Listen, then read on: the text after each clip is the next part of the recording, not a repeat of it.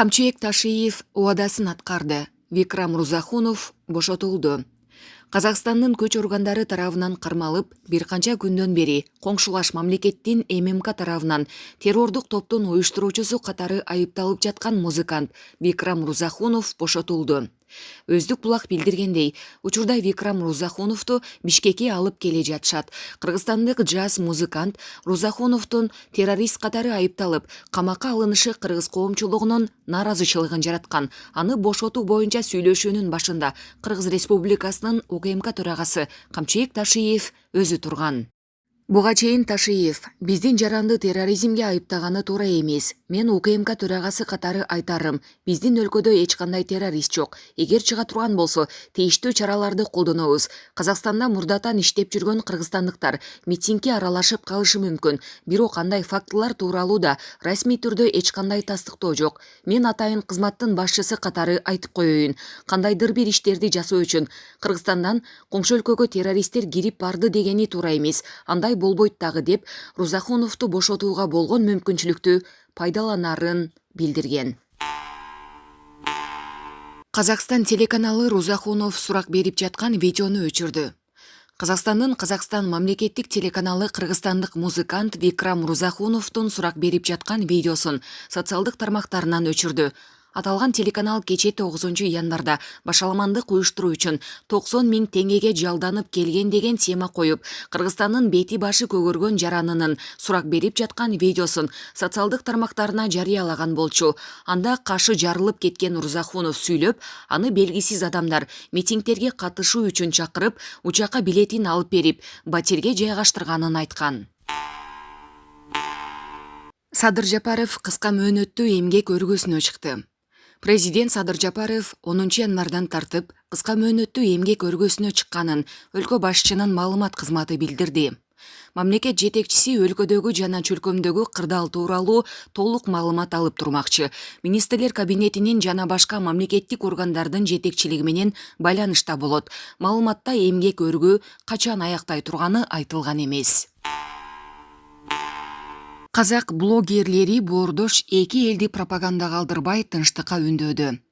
Белгилүү казак блогерлери кыргыз жана казак элин чагымчылдыкка алдырбоого чакырып жатышат. Бул тууралуу позициясын соц тармактагы баракчасына жарыялашууда. ЖК Футболый деп таанылган Женис Омаров улуттар аралык чыңалуу, кара ниет адамдардын кызыкчылыгында экенин билдирди.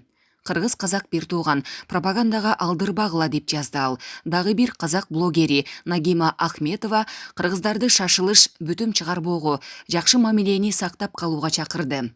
Салам Кыргызстан, билип коюңуздар, бизди аябай ыдыратууга, уруштурууга аракет кылып жатышат деп жазды ал.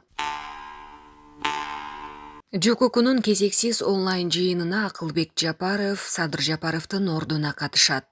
Бүгүн 10 январда президент Садыр Жапаровдун тапшырмасы менен Министрлер кабинетинин төрагасы Акылбек Жапаров онлайн режиминде ЖККнун жамааттык коопсуздук кеңешинин кезексиз сессиясына катышат.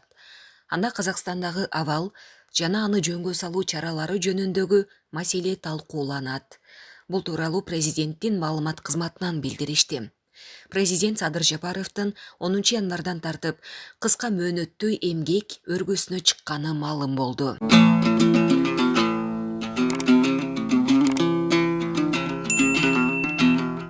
Казакстан каза тапкандардын арасында кыргызстандыктардын бардыгы айтылды. Казакстандын Алматы шаарындагы башаламандыктан көз жумгандардын ичинде кыргыз жарандары дагы бар. Бул туурасында Помогать легко кайрымдуулук фондунун жетекчиси Динара Аляева Фейсбуктагы баракчасына жазып чыкты. Алматы шаарында каза болгондор жөнүндө расмий маалымат бар. Бул 100дөн ашуун киши, андан 2 же 3 эсе көп. Каза болгондордун арасында кыргыз жарандары дагы бар. Алар Казакстанда иштеген же убактылуу барган жарандар. Маркумдардын сөөктөрүн туугандары алып чыга албай жатышат. Тышкы иштер министрлиги Садыр Жапаров биздин жарандарга жардам берүү үчүн штаб уюштурушсун деп жазды. Айрым маалыматтарга караганда Казакстандагы башаламандыктан 164 киши мерт кеткени кабарланууда. Бүгүн Казакстанда аза күтүү күнү. Президент Садыр Жапаров Казакстан Республикасынын президенти Касым-Жомарт Токаевга Казакстанда болгон кайгылуу окуяларга байланыштуу көңүл айтты. Казакстан Республикасында болуп өткөн кайгылуу окуяларды терең тынчсыздануу менен жүрөгүм ооруп кабыл алдым. Кыргыз Республикасынын элинин жана өзүмдүн атымдан Казакстан Республикасынын тынч калкынын жана укук коргоо органдарынын өкүлдөрүнүн курман болгондугуна байланыштуу жалпы улуттук аза күтүү күнүндө сизге жана боордош Казакстандын элине терең кайгыруу менен көңүл айтам. Орду толгус жоготуунун күйүүтүн жана ызасын тең бөлүшүп, каза болгон казакстандыктардын туугандарына жана жакындарына чын жүрөктөн кайрат сөздөрүбүздү жана бардык жабыр тарткандардын тезирээк сакайып кетишин кааларыбызды жеткирүүнү өтүнөм. Мамлекеттерибиздин көп кылымдык, тарыхый, руханий жана маданий жалпылыгына негизделген достуктун, ынак коңшулаштыктын жана өз ара урматтоонун бузулбас принциптерине таянуу менен биз Казакстан Республикасынын ишенимдүү кошуна жана стратегиялык өнөктөш катары ар дайым колдойбуз. Ушул оор мезгилде боордош Казакстан элине стабилдүүлүк, биримдик, тынчтык жана гүлдөп өнүгүү каалайм деп айтылат мамлекет башчысынын телеграммасында. Баткенде жоокер кокусунан жанындагы жоокерди атып алып, 18 жаштагы жоокер каза болду. Баткенде ок атуучу куралга этиятсыз мамиле жасагандыктан жоокер кокусунан жанындагы жоокерди атып алды. Бул тууралуу Ички иштер министрлигинен маалымдашты.